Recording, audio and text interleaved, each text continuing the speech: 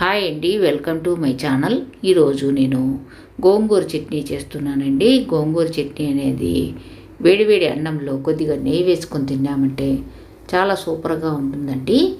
ఈ గోంగూర చట్నీ ఒక అన్నంలోకి కాదండి, చపాతీలోకైనా కానీ చాలా బాగుంటుంది. తప్పకుండా ట్రై చేయండి. ఈ గోంగూర చట్నీ చేసేదానికి నేను ఒక కట్ట గోంగూర తీసుకునేసి ఆ గోంగూరను శుభ్రంగా ఉంచుకునేసి 2 సార్లు శుభ్రంగా కడిగి పక్కన పెట్టుకున్నాను. చిన్న ఉల్లిపాయలు అనేది ఒక 2 కప్పులు తీసుకున్నానండి. 1 కప్పు వేయించిన పల్లీలను తీసుకున్నాను. నా దగ్గర ఆల్రెడీ వేయించిన పల్లీలు ఉన్నాయి కనుక 1 కప్పు తీసుకున్నాను. లేదంటే మనము ముందుగా పల్లీలను వేయించుకునేసి పక్కన పెట్టుకోవాలి. 1 కప్పు స్టవ్ ఆన్ చేసుకునేసి మీడియం ఫ్లేమ్ పెట్టుకునేసి దలసరి కడాయి పెట్టుకునేసి 3 టేబుల్ స్పూన్స్ ఆయిల్ వేసుకున్నాను. ఆయిల్ అంతా వేడెక్కిన తర్వాత మనం ముందుగా శుభ్రంగా కడిగి పెట్టుకున్న గోంగూరను వేసుకోవాలండి.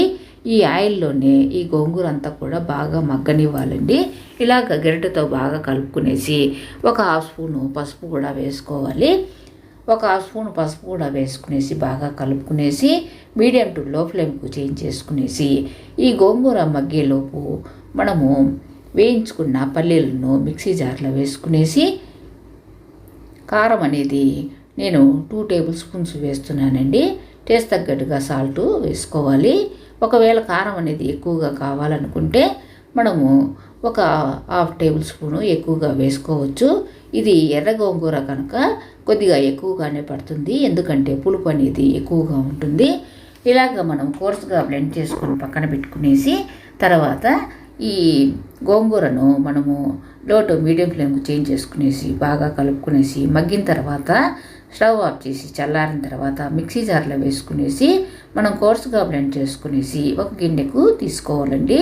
ఈ గోంగూర చట్నీని 1 గిన్నెకు తీసుకున్న తర్వాత స్టవ్ ఆన్ చేసుకునేసి మీడియం ఫ్లేమ్ పెట్టుకునేసి దరసరి కడాయి పెట్టుకొని 3 టేబుల్ స్పూన్స్ ఆయిల్ వేసుకున్నాను. ఆయిల్ అంతా వేడెక్కిన తర్వాత ఆవాలు, జీలకర్ర, పచ్చి కరివేపాకు వేసుకొని బాగా వేయించుకునేసి వెల్లుల్లి రెబ్బలు 10 వరకు తీసుకునేసి కచ్చాపచ్చాగా దంచి వేసానండి.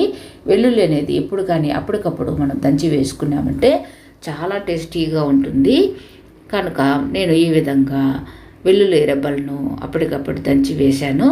వెల్లుల్లి అనేది బాగా వేగిన తర్వాత ముందుగా మనము కట్ చేసి పెట్టుకున్న ఆనియన్స్ కానీ లేదా చిన్న ఉల్లిపాయలు కానీ మనము 2 కప్పులు అనేది తీసుకోవాలండి. నేను 2 కప్పులు తీసుకున్నాను.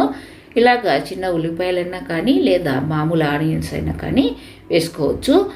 ఈ చిన్న ఉల్లిపాయలను 2 కప్పులు వేసుకునేసి బాగా వేయించుకోవాలండి. బాగా వేగిన తర్వాతనే మనము స్టవ్ ఆఫ్ చేసి మనం ముందుగా రెడీగా ఈ చట్నీ అనేది గోంగూర చట్నీ అనేది మనం గిన్నెకు తీసి పెట్టుకున్నాం కదండి, దాంట్లోనే ఈ తాలింపు అంతా కూడా వేసేసుకునేసి బాగా కలుపుకోవాలండి.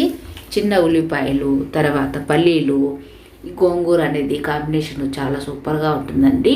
తప్పకుండా ట్రై చేయండి. వేడి వేడి అన్నంలో కొద్దిగా నెయ్యి వేసుకు తిన్నామంటే చాలా సూపర్గా ఉంటుంది. ఇంకా మన ఛానల్కి సబ్స్క్రైబ్ చేయని వాళ్ళు ఉంటే తప్పకుండా సబ్స్క్రైబ్ చేసి వీడియో చూసినాక లైక్ చేయటం మర్చిపోకండి. మీ లైక్ అనేది వేరే వాళ్ళు వీడియో చూసేదానికి ఉపయోగపడుతుంది. ఇలాగా మనము ఆనియన్స్ అనేది ఎక్కువగా వేయటం వలన ఈ గోంగూర చట్నీ అనేది చాలా బాగుంటుంది. తప్పకుండా ట్రై చేయండి.